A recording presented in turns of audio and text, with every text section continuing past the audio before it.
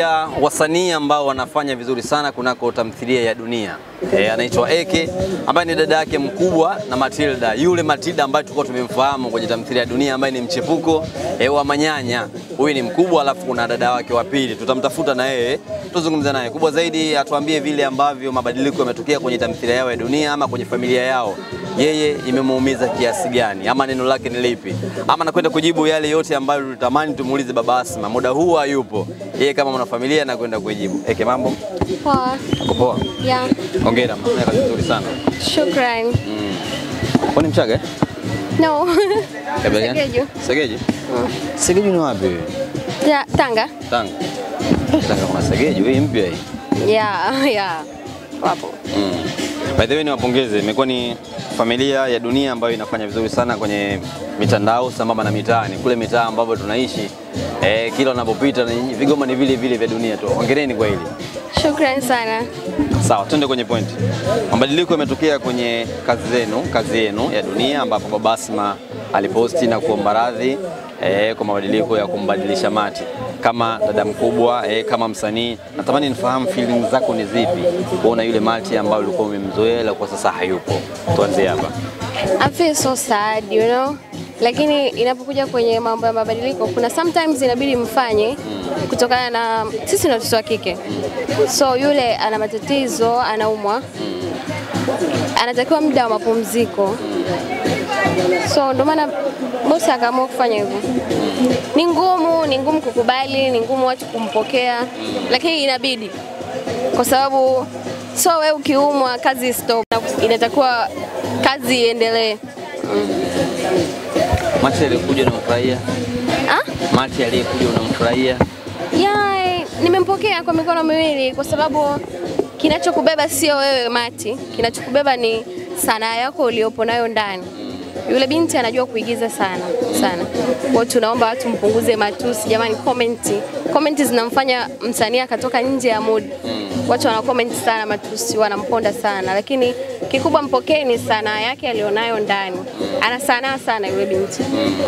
Inakuwa ni ngumu kumechi, yani kumkopi mtu vile alivyo ambavyo Mungu amemuumba. Wewe unafahamu hilo. Hata kama ingetokea kwamba uko nafasi ya mtu, sidhani kama unaweza kuvaa viatu kama yeye mwenyewe. Kwa sanaa yako, kwa akili zako timamu, unahisi tofauti gani zilizopo kati ya Mati yule na Mati huyu? Tofauti ni ndogo sana. Tofauti sio kipaji alichonacho. Tofauti ni upendo wa watu kumpokea kwenye jamii. Unajua watu walimzoea sana Mati. So yenyewe sisi imetuchukua muda, bosi imechukua muda sana kwa yeye kufanya mabadiliko, lakini sio mbaya, hata aliyekuja ana kipaji sana. Ni msanii mzuri. Kikubwa watu mngefuatilia episodes zinazokuja, mjue huyu mtu amewaletea kitu gani bora, afu baada ya hapo nyinyi ndio mnachagua yes au no. Lakini mkiwahi kuchagua no before yes, oh my god, inakuwa is not perfect.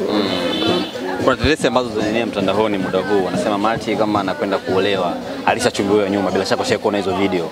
Aliposti Violet video na picha. Watu sasa wameunganisha doti, wamesema Mati anakwenda kuolewa na mzee baba ambaye amechukua mali, anasema bwana stop. Kadi moja, lamba 5, kwa maana kwamba sitaki zinazoshiriki kwenye sanaa. Bila shaka umeisikia, kuwa muwazi, muogope Mungu. Hii umeisikia. No comment, lakini kwenye mambo ya mwanamke hicho kitu ni lazima. Kuna mwanamke ambaye hajatamani kuolewa. Kila mwanamke ndoto yake ni kuja kuolewa. Hata mimi mwenyewe natamani kuja kuolewa. Kwa hiyo ni kitu bora. Tumshukuru Mungu. Swali langu umeelewa lakini? Yeah. Bila shaka umelisikia hili ambalo mimi nimezungumza. Umelisikia? Yeah.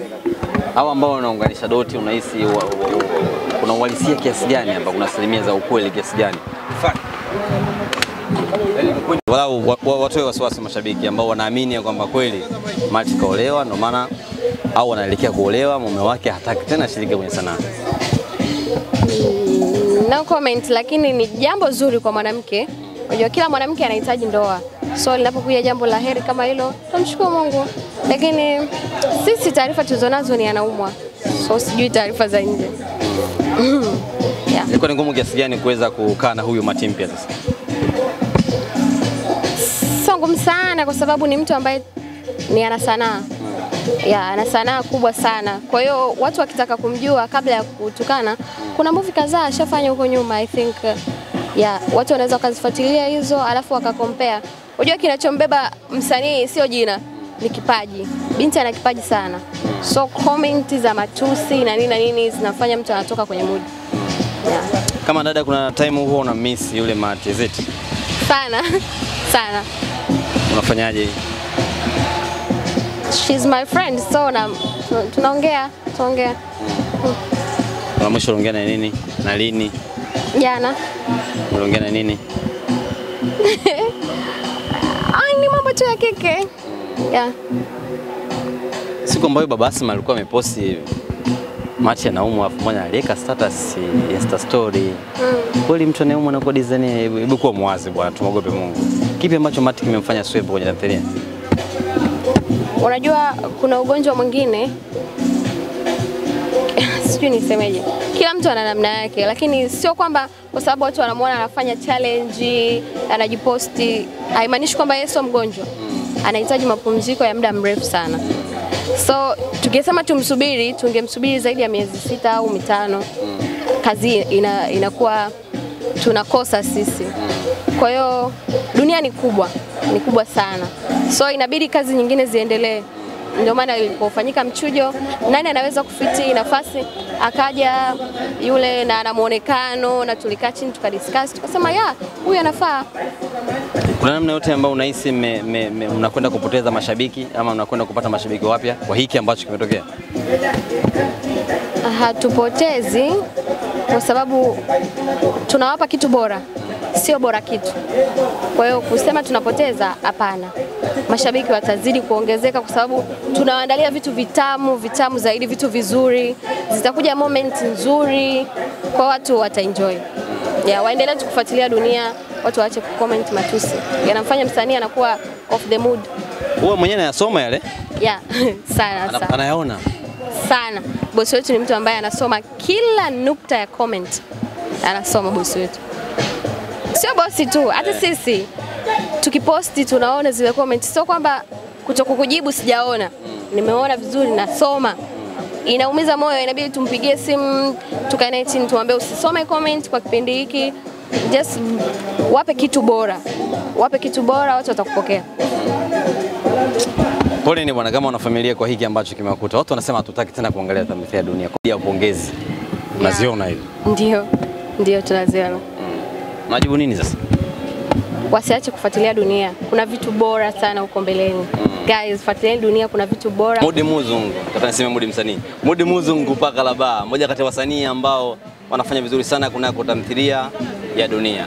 Kubwa zaidi ambalo tumezungumza hapa ni kuhusiana na mabadiliko ambayo director mwenyewe Baba Asma alikuwa ameposti kunako mitandao yake ya kijamii kwamba kuna mabadiliko, na kama ambavyo tumeona mashabiki, mimi binafsi ni mmoja kati ya watu ambao wanaitazama sana Dunia. Mabadiliko aliyopo ni Matilda, hali yake sio nzuri kwa maana kwamba anaumwa. Amewekwa Matilda mwingine. Kama Matilda yule ambaye anaumwa hali yake ikiwa nzuri atarejea bila shaka. Kwa hiyo ombi lake lilikuwa ni kuto kumkatisha tamaa yule Matilda mpya. Mimi binafsi nimemwona anajua. Ana kitu ndani yake. Kikubwa zaidi tumpe moyo, tusimkatishe tamaa. Kama ni miongoni mwa watu ambao walishawahi kukata tamaa kwenye kuitazama tamthilia ya Dunia, mimi nikuombe, wacha tumpe muda. Hebu tumpe hata kwenye episode 5 hivi. Ndio kwanza ya kwanza, tuache ya kwanza, ya pili, ya tatu, ya nne, ya 5. Tumwangalie huyu Matilda ana kitu. Kama hana kitu tusiache kukomenti. Kama hana kitu pia tukomenti. Mwisho wa siku Baba Asma afahamu kwamba anatukwaza mashabiki zake. Bwana, kwa yote ambayo umeyatazama hapa, hebu usisahau kuacha comment yako kwa chini hapo. Kubwa zaidi kuhusiana na Matilda mpya. Thanks for watching.